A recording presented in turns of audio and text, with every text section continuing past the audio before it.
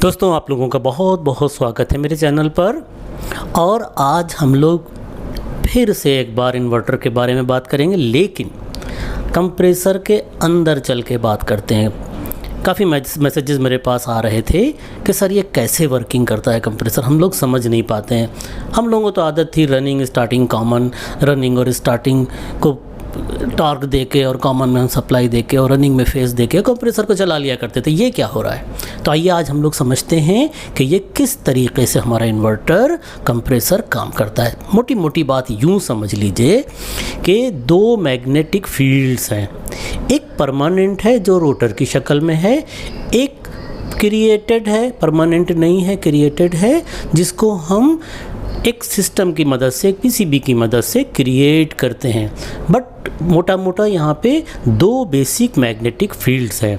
Permanent rotor में है जिसमें हर मैग्नेट में नॉर्थ और साउथ होते हैं, तो इसमें भी नॉर्थ और साउथ पोल है। अब सबको पता है, हम लोग बचपन से देखते आ रहे हैं कि कुछ ऐसे कंडीशंस होती हैं जिसमें हम मैग्नेट को पास हाथ लाते हैं तो वो धक्का देता है, और कुछ ऐसी कंडीशंस होती हैं कि पास लाते हैं तो खींच लेता है। तो यूँ मान के चलिए, नॉर्थ नॉर्थ को धक्का देता है, नॉर्थ साउथ को खींच लेता है। तो आइए चलिए देखते हैं एक एनिमेशन की मदद से कि ये कैसे हो रहा है। अब मोटा मोटा यूँ सोच लीजिए कि यहाँ पे 3 हॉल सेंसर्स कहलाते हैं जो डिटेक्ट करते हैं कि परमानेंट मैग्नेट किस पोजीशन में है, H1, H2, H3, और 3 जगह पे सप्लाई आती है, U, V, W। ये सप्लाई जो है वो जहाँ पे हम मैग्नेट क्रिएट कर रहे हैं, यानी वाइंडिंग्स में आती है, और ये ऑलरेडी बीच में रोटर क्रिएटेड है। तो ये सेंसर्स जो हैं वो इसकी पोजीशन को चेक करते हैं, फिर उसके हिसाब से यहाँ पे सप्लाई फॉरवर्ड होती है। क्योंकि हम दो ही चीज़ें समझते हैं, एक खींचना, एक धक्का देना, और ये भी पता है कि नॉर्थ नॉर्थ को धक्का देगा, नॉर्थ साउथ को खींचेगा। तो देखिए यहाँ पे क्या हो रहा है, सेंसर्स की पोजीशन ये सामने दिख रही है, ये नॉर्थ नॉर्थ और साउथ साउथ है। मैग्नेट की पोजीशन आपको दिख रही है, ये परमानेंट रोटर में बना हुआ मैग्नेट है। ये सेंसर इसकी पोजीशन को लगातार डिटेक्ट करते रहते हैं, और डिटेक्ट करने के बाद हमारा यहाँ पे एक स्विचिंग ट्रांजिस्टर होता है UVW के लिए।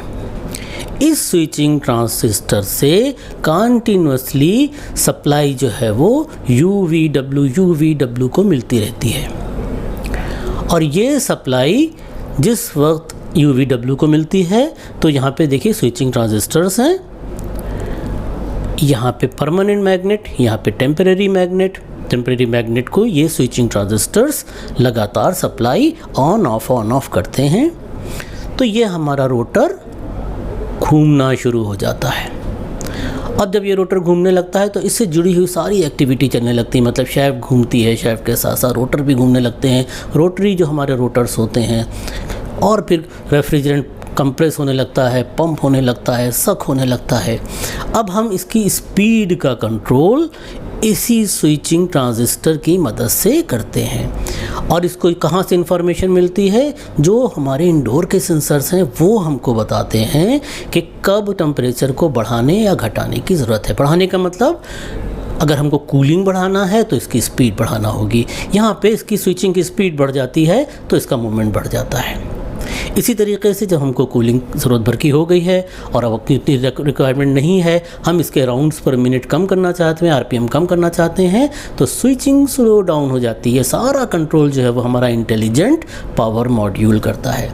या मोटा मोटा समझिए कि इन्वर्टर पावर मॉड्यूल से ये स्विचिंग कंट्रोल होती है।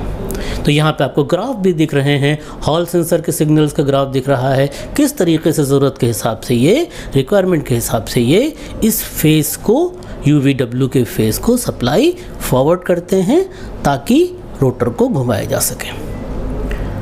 तो उम्मीद है कि आप लोगों को इन्वर्टर की वर्किंग प्रॉपरली समझ में आ रही होगी। थैंक यू दोस्तों, साथ रहिएगा, वीडियोस को शेयर कीजिए ताकि और लोगों की मदद हो सके। अगर हम आपकी मदद करते हैं तो आपका भी फ़र्ज़ है कि आप अपने साथियों की मदद करें, क्योंकि सिखाने से हमेशा नॉलेज बढ़ती है, और सबका अपनी अपनी रोज़ी रोटी है। किसी को अगर आप सिखाते हैं, कभी भी वो आपकी रोज़ी रोटी नहीं छीनने वाला है, बल्कि दुआएं आपको देगा और दोस्तों के साथ ज़रूर शेयर कीजिए। Thank you very much.